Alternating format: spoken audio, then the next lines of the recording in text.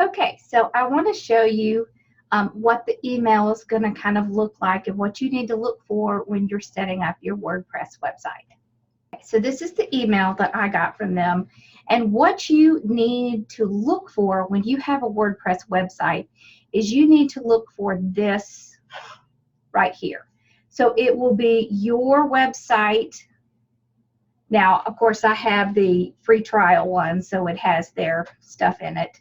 .com and then /WP admin.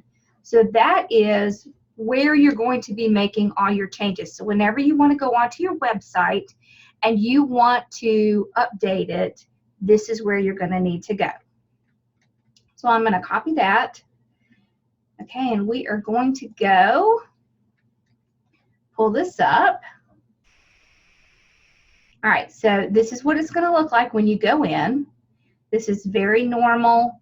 So what you're going to need to do is grab the username and the password. So we'll start with the username. Okay, and then the password.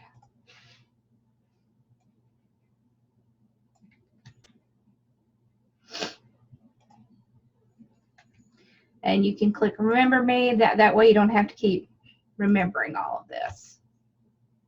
But I would suggest you always keep that email.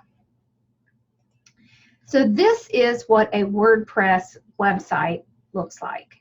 Okay, so you're going to come in and it's just going to have this list of items over here on the side, and you're going to have just kind of a lot of little information right here.